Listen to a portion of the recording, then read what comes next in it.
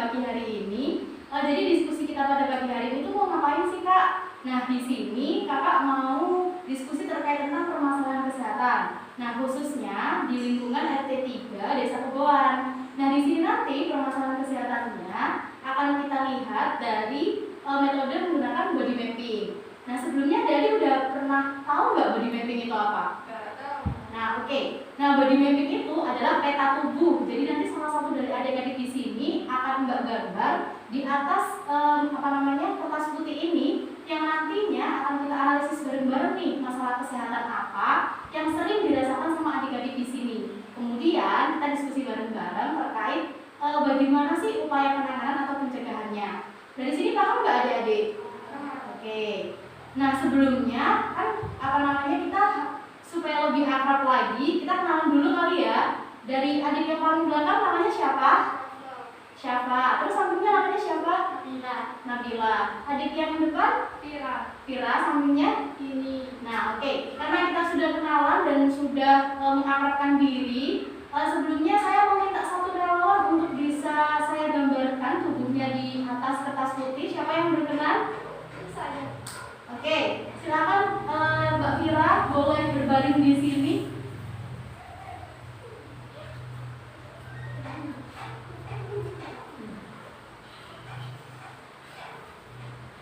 Mungkin agak ke atas sedikit ya. Permisi ya. Agak ke samping sedikit. Oke, permisi.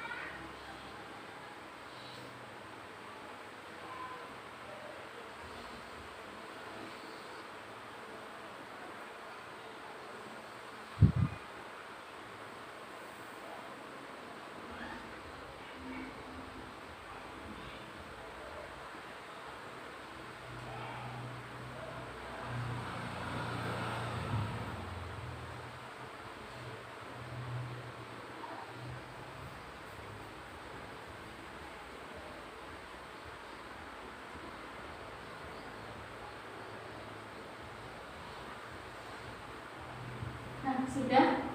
Boleh kembali ke tempat duduknya.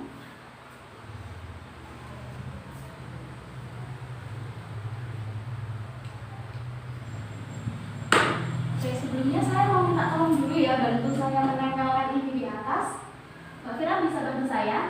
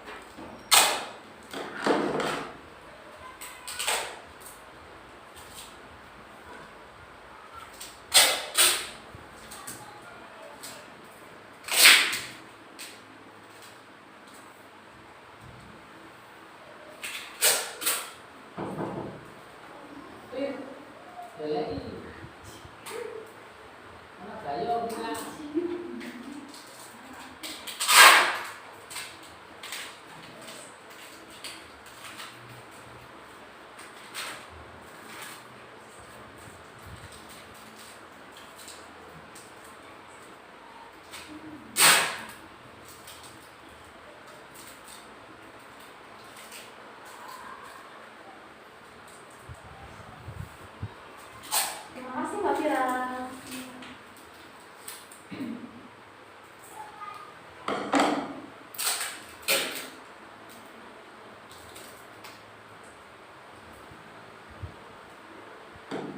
Nah, oke. Sebelumnya tadi sudah ada satu relawan yang Mbak gambarkan tubuhnya di atas kertas putih. Sebelumnya Mbak mau tanya-tanya dulu nih. Kita diskusi santai aja ya. Oke, sebelumnya Mbak mau tanya, selama sebulan ini adik-adik pernah merasakan sakit atau keluhan apa gitu? Pernah? Nah, mungkin bisa disebutkan nih, sakit apa atau keluhan yang pernah dirasakan itu apa? Contohnya misalkan pusing Mbak, diare Mbak, atau apa gitu mungkin bisa dijelaskan? Sakit perut, diare, pusing, terus? Oh, kurang konsentrasi. Jadi rata-rata sakitnya sakit perut, terus diare, terus tadi ada yang bilang kurang konsentrasi sama pusing. Tapi rata-rata di sini dia pusing ya. Oke. Sebelumnya tujuan dari body mapping ini kita nanti akan menganalisis bareng-bareng dari yang sakit yang tadi ada dijelaskan. Nanti Mbak minta satu-satu dari kalian bisa kasih tanda di bagian tubuh mana yang kalian merasakan sakit. Misalkan tadi ada yang bilang saya sakit perut Mbak, berarti nanti bisa dikasih tanda di bagian perut. Perut di bagian sekitar sini. Nanti bisa dikasih tanda pakai spidol. Nah di sini saya sudah punya spidol warna-warni. Nanti bisa pilih terserah spidolnya warna apa ya. Untuk sakit yang kalian rasakan. Mungkin bisa dimulai dari Nabila. Bisa maju ke depan. Nah tadi Mbak Nabila merasakan sakit apa? Perut. Sakit perut. Mau pakai spidol warna apa? Biru. Oke. Bisa dikasih tanda sakit perutnya di mana nih? Di bagian kanan, kiri, atau sakit perut di tengah?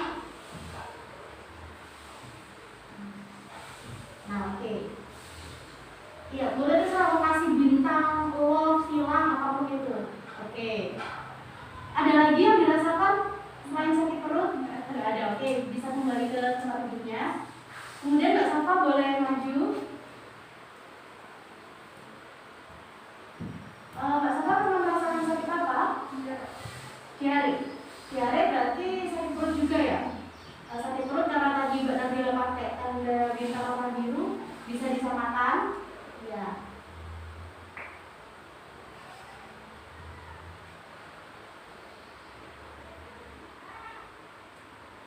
Oke. Nah, terus kemudian Mbak Dini bisa ke depan. Mbak Dini keluhannya apa aja?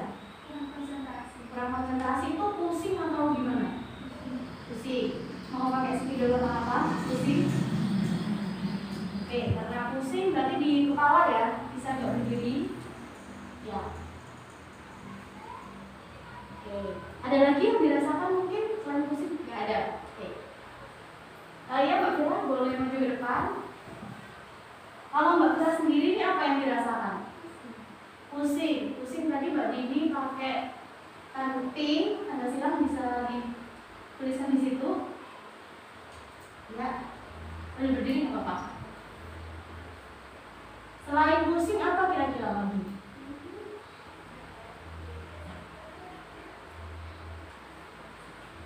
Sakit pinggang. Oh sakit pinggang. Sakit pinggang karena pinggang bagian sini ya, agak ke sini, jadi bisa ditaruh di sekitar sini. Mau pakai warna apa pinggang? Oke, bisa kasih tanda. Ya. Sudah, tak ada keluhan lagi? Nggak ada. Oke, bisa silakan duduk.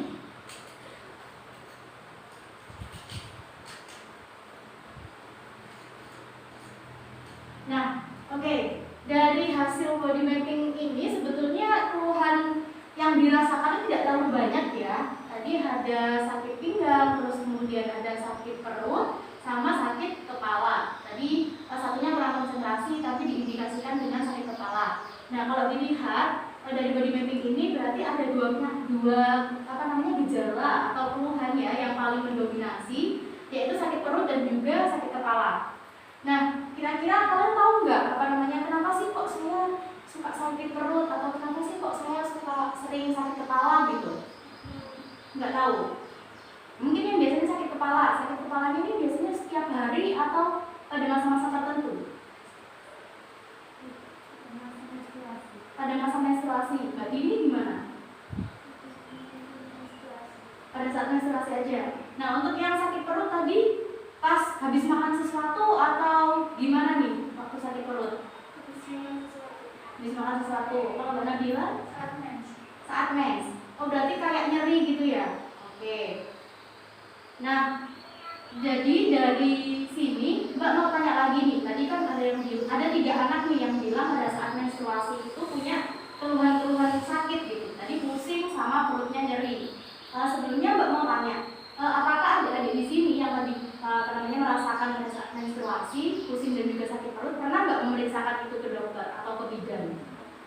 Pernah. Oh, pernah. Nah, untuk yang pernah memeriksakan ke bidan atau ke dokter, dokternya atau bidannya mengatakan kenapa tuh kira-kira yang pusing? Anemia. Oh, anemia ya katanya. Oke, berarti itu sudah pernah dites darah ya? Oh iya. Oke, jadi tadi ada satu yang bilang pernah periksa ke dokter terus kemudian dibilang anemia. Kalau Mbak Tira sendiri tadi kan juga pusing tuh. Pernah diperiksakan ke dokter nggak? Nggak pernah. Tapi pernah berpikiran nggak kalau sama kayak Mbak Dini? Aku kayaknya kena anemia nih. Pernah berpikiran yang sama nggak? Nggak pernah. Oke, kalau gitu, menurut kalian nih dari penyakit yang tadi disebutkan, Mbak Safa tadi pernah diare, terus Mbak Fira pusing, Mbak Dini pusing, sama Mbak Nabila nyeri. Yang rata-rata di sini kan pada saat menstruasi. Kira-kira nih di usia-usia remaja nih yang tadi disebutkan sudah pernah periksa ke dokter anemia. Penting nggak sih kita bisa mengetahui anemia itu apa? Penting. Nah di sini udah ada yang tahu nggak anemia itu apa? Nggak tahu. Oke. Jadi anemia itu kondisi di mana kadar hemoglobin kita itu mengalami penurunan atau bisa dikatakan HB-nya rendah gitu, biasanya orang-orang bilangnya seperti itu. Nah, anemia itu beda dengan yang namanya tensi darah yang rendah. Jadi kan kita pernah di tensi darah tuh, misalkan dibilang, oh kamu tensinya rendah, kamu tensinya tinggi, kamu tensinya normal. Nah, kalau misalkan tensi darah yang rendah, itu belum tentu kalian dikatakan anemia. Tapi baru bisa dikatakan anemia seperti Mbak Dini tadi sudah pernah memeriksakan kadar hemoglobinnya melalui tes darah dan sudah didiagnosa atau sudah ada omongan dari dokter atau bidan kalau misalkan Mbak Dini itu terkena anemia. Nah, sebetulnya kenapa sih Mbak mau mengangkat anemia pada remaja? Kemarin Mbak sempat survei ke salah satu kader dari posyandu remaja. Di sini ada posyandu remaja kan ya? Kalian semua ikut posyandu remaja atau enggak? Ikut. Nah, kemarin dari posyandu remaja, Mbak melihat data-data yang ada di posyandu remaja itu mengatakan bahwa remaja-remaja yang khususnya ada di RT 3 itu cenderung terkena anemia. Kenapa? Karena mereka itu salah satu datanya itu menyebutkan kalau mereka itu jarang mau minum obat tablet penambah darah, betul nggak? Betul. Nah dari sini Mbak mau tanya, kenapa sih kok kalian itu nggak mau atau mungkin males minum tablet penambah darah? Satu lupa, terus ada lagi? Males, terus ada lagi? Males. Berarti cuma rata-rata lupa sama males ya? Oke. Mbak mau tanya lagi nih, di sini kadernya ada yang mengingatkan nggak kalau misalkan jangan lupa ya minum tablet penambah darah gini-gini? Ada yang ingetin nggak? Ada. Diingetinnya itu pada saat kalian pengambilan tablet penambah darah atau setiap hari diingetin? Pada saat pengambilan aja. Jadi karena pada saat pengambilan aja diingetinnya, pas sehari-harinya lupa gitu ya. Terus males. Kalian tahu nggak minum tablet penambah darah itu harusnya diminum kapan? Belum tidur. Terus diminumnya setiap hari, 2 hari sekali, sehari 3 kali, atau seberapa? Yang tahu? Hah? Setiap hari. Setiap hari itu kalau menstruasi atau kalau nggak menstruasi? Menstruasi. Oke, jadi jawabannya tadi sudah betul. Kita mengkonsumsi tablet penambah darah itu sebetulnya ada 2 cara. Yang pertama pada saat masa menstruasi, yang kedua pada saat kita tidak menstruasi. Nah, kalau pada saat menstruasi, seharusnya tablet penambah darah itu diminum setiap hari selama proses kita menstruasi. Misalkan menstruasinya 1 minggu, berarti selama 1 minggu kita minum tablet penambah darah setiap hari. Terus diminumnya kapan? Sebetulnya tidak ada masalah. Kalian mau minum pagi, siang, sore, malam tidak ada masalah. Alangkah lebih baiknya, tetapi itu diminum pada saat malam hari. Kenapa Mbak? Kan Karena pada malam hari itu ada proses yang namanya pengosongan perut. Nah, jauh lebih baik kita mengkonsumsi tablet penambah darah itu saat kondisi perut kita itu lagi proses pengosongan. Kenapa? Karena nanti kadar dari zat besinya itu bisa lebih mudah diserap oleh tubuh. Jadi pada saat kita bangun, yang tadinya zat-zat sudah diproses sama tubuh itu jauh lebih bisa diterima gitu, dibandingkan kita mengkonsumsinya di siang atau di pagi hari, kayak gitu. Nah, terus kemudian yang kedua pada saat kita tidak menstruasi. Kalau tidak menstruasi, ini sebetulnya tidak dianjurkan minum setiap hari. Lebih tepatnya cukup minum seminggu sekali itu sudah cukup buat kita. Tapi kalau misalkan aku udah setiap hari minum gimana? Sebetulnya itu nggak apa-apa, karena menurut Kementerian Kesehatan itu juga mengatakan kalau kita mengkonsumsi tablet penambah darah setiap hari itu juga tidak akan menjadi problem tertentu buat kita atau keracunan itu enggak. Tetapi memang dianjurkan atau alangkah lebih baiknya kalau tidak menstruasi cukup 1 kali dalam seminggu. Dari sini bisa dipahami ya, ada 2 tata cara minum nih. Oke. Nah, selain itu di sini Mbak mau tanya lagi. Di sini ada yang tahu nggak anemia itu disebabkan oleh apa? Kurang tidur, kurang makan sayur dan buah, kurang minum. Sudah? Ada yang lagi? Oke. Jadi dari tadi yang disebutkan nih, kurang tidur, terus kurang makan sayur dan buah, sama ada yang bilang kurang minum. Ada yang tahu nggak gimana sih cara mengatasi biar gak anemia? Gimana caranya? Ada yang tahu nggak? Makan makanan bergizi, istirahat yang cukup. Sudah? Oke. Jadi tadi sudah ada di sini saya sudah menjelaskan tuh penyebabnya anemia itu apa, terus sudah sedikit tahu gambarannya anemia itu, pengertiannya tadi apa, dan juga ada sudah menyebutkan tadi beberapa cara mencegah anemia itu bagaimana. Di sini Mbak mau meluruskan ya terkait tentang penyebab anemia sama bagaimana sih upaya pencegahan anemia itu sendiri. Nah, penyebab dari anemia itu sebetulnya banyak. Yang pertama, faktor pertama karena kalian usia remaja ya, itu adalah menstruasi. Kenapa Mbak menstruasi kok menyebabkan anemia? Karena kadar darah dalam tubuh kita itu banyak dikeluarkan pada saat masa menstruasi. Nah, kemudian yang kedua, didukung dengan pola hidup yang tidak sehat. Pola hidup yang tidak sehat itu seperti apa Mbak? Mengkonsumsi makanannya sembarangan, kayak suka makan makanan yang cepat saji, sosis, terus habis itu pizza, spaghetti dan sejenisnya itu, tanpa biasanya didominasi dengan remaja-remaja yang tidak suka makan sayur dan buah. Nah, itu mempercepat kondisi remaja itu kekurangan zat besi. Terus kemudian ada lagi nih yang ketiga, yang tadi adik-adik males dan lupa dalam mengkonsumsinya adalah tidak mengkonsumsi tablet penambah darah. Sebetulnya kalau misalkan kalian tidak mengkonsumsi tablet penambah darah, itu tidak apa-apa asalkan kalian mau mengkonsumsi sayur dan buah. Nah, sekarang gini, yang mengkonsumsi sayur dan buah saja itu mereka kadang-kala masih membutuhkan tablet penambah darah. Nah, bagaimana dengan anak-anak atau remaja-remaja yang dia sudah tidak mengkonsumsi sayur dan buah, terus kemudian pola hidupnya tidak sehat, ditambah lagi dengan tidak mengkonsumsi tablet penambah darah. Nah, itu akan mempercepat kondisi kalian bisa terkena anemia. Nah, terus kemudian yang ketiga, tidak membiasakan sarapan atau makannya suka telat. Bisa jadi makan sehari cuma sekali atau sehari cuma 2 kali. Kenapa Mbak kok nggak makan itu bisa menyebabkan anemia? Yang pertama, zat besi itu bisa kita dapatkan dari banyak bahan makanan. Nasi, terutama nasi ya. Di nasi itu ada kandungan zat besinya. Coba kalian pernah nggak makan seharian terus kalian rasa pusing, pengen pingsan. Nah, itu salah satu tanda, maksudnya itu tubuh kita itu suka ngasih kita kisi-kisi gitu. Kayak contohnya, aku pusing, berarti ini aku kayaknya harus istirahat yang pertama. Terus yang kedua, aku udah makan belum ya? Kalau belum makan berarti harus makan. Terus kemudian yang kedua, kayaknya aku kurang minum deh, berarti harus minum. Nah, itu sudah masih tanda tubuh kita, itu jangan dilawan. Jangan kayak males udah biarin aja pusing. Jangan seperti itu. Nanti kalau misalkan dibiarkan terus-menerus, itu akan membahayakan diri kita sendiri. Nah, kemudian kalian di sini suka olahraga nggak? Nggak suka.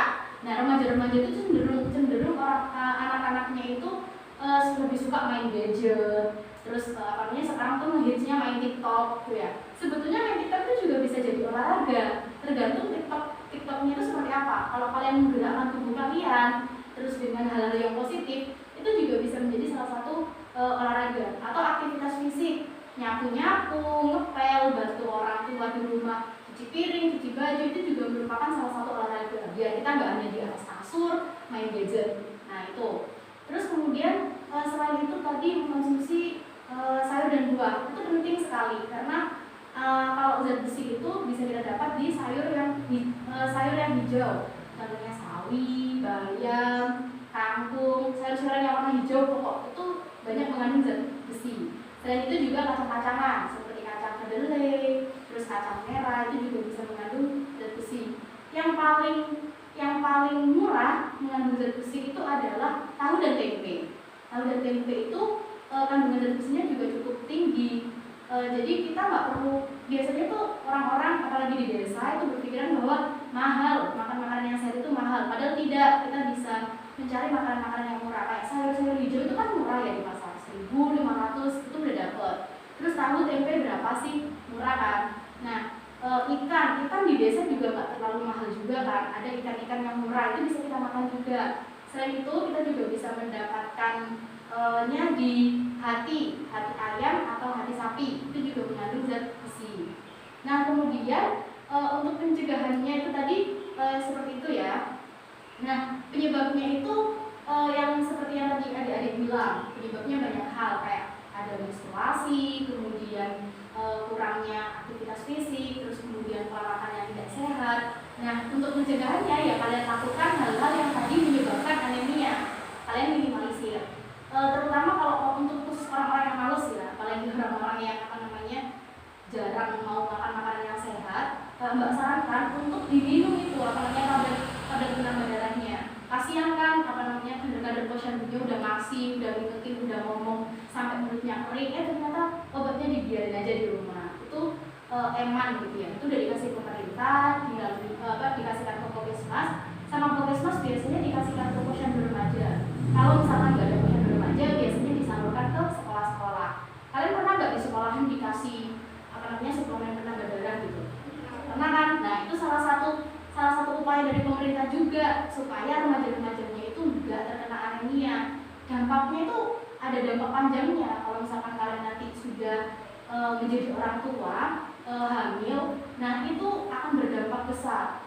Bisa jadi nanti anaknya kerdil, nggak bisa tumbuh dengan baik, terus kemudian bisa juga kurang gizi anaknya atau anak ada gangguan pada bayinya. Nah itu kalian nggak mau kan punya generasi yang seperti itu.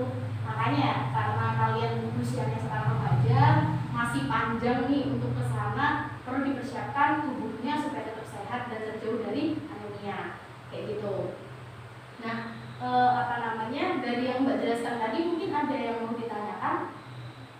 Nggak ada. Oke, jadi perlu diingat ya, kalian harus komitmen mau ya menjalankan tadi upaya-upaya pencegahan dari anemia. Terutama apa? Mengkonsumsi tablet penambah darah. Kalau misalkan besok dikasih lagi sama ibu-ibu kadernya mau diminum ya? Serius ya? Oke, karena udah tahu kan tadi bahayanya apa. Terus kalian juga tadi beberapa sudah ada yang merasakan kayak Mbak Dini tadi merasakan pusing.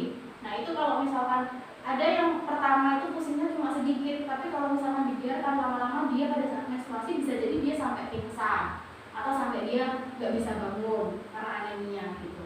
Jadi hal-hal yang tadi perlu diperhatikan supaya nanti kalian semua tetap sehat, terus di usia-usia ini kalian tetap produktif dan semangat pastinya. Tadi Mbak Dini juga bilang kalau menurunnya konsentrasi. Nah kalian ini kan generasi milenial ya, kalian pasti kalau di Indonesia itu generasi milenial itu adalah bibit-bibit unggul untuk negara. Kalian harus, kalau kalian aja itu anemia, gimana prestasi kalian di sekolah gitu.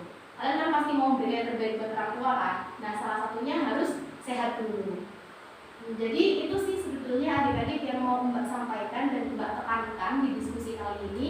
Kalian tadi sudah tahu dari body mappingnya kalian itu sakitnya cenderung di bagian kepala dan juga tadi ada yang di bagian perut. Tetapi rata-rata kalian dari data yang Mbak baca, rata-rata kalian di sini lebih cenderung banyak terkena anemia. Terus kemudian dari urgensinya juga kalian tadi mengatakan bahwa gejala-gejala yang sudah kalian paparkan di situ pada saat menstruasi. Jadi perlu ditekankan lagi, jangan pernah kalian meremehkan suatu penyakit, istilahnya seperti itu, termasuk anemia. Kalau kalian sudah merasakan gejala-gejala yang Mbak lupa menyampaikan, untuk gejala-gejala anemia itu biasanya pusing, terus menurunnya konsentrasi, gampang capek. Kita nggak ngapa-ngapain, tapi kita tuh capek gitu. Terus kemudian sering pingsan, sama yang paling parah itu kalian pendarahan. Jadi itu yang menyebabkan anemia itu semakin bahaya gitu ya. Jadi kalau udah ada indikasi kayak pusing setiap kali mens atau bahkan nggak mens itu pusing terus, itu harus kalian konsultasikan ke orang tua, bilang ke mama papanya, "Ma, Pak, ini aku pusing gitu. Ma, Pak, ini kok aku suka sering berkunang-kunang ya. Terus konsentrasiku kok gampang hilang ya." Itu dikonsultasikan ke orang tua. Terus habis itu nanti kalau dari orang tuanya biasanya nanti akan dibawa ke orang-orang kesehatan seperti dokter atau bidan untuk konsultasi lebih lanjut. Jadi supaya nggak sampai parah ya. Jadi alangkah lebih baiknya kalian kalau ada apa-apa tetap dikonsultasikan ke orang tua supaya nanti orang tua bisa memberikan penanganan yang terbaik untuk kalian. Kayak gitu ya. Terima kasih adik-adik sekali lagi untuk diskusinya pada pagi hari ini. Semoga bermanfaat apa yang Mbak sampaikan dan semoga hal-hal yang penting dan juga yang bermanfaat bisa diambil, dan yang salah atau ada kurangnya mohon dimaafkan. Oke, kurang lebihnya terima kasih. Wassalamualaikum.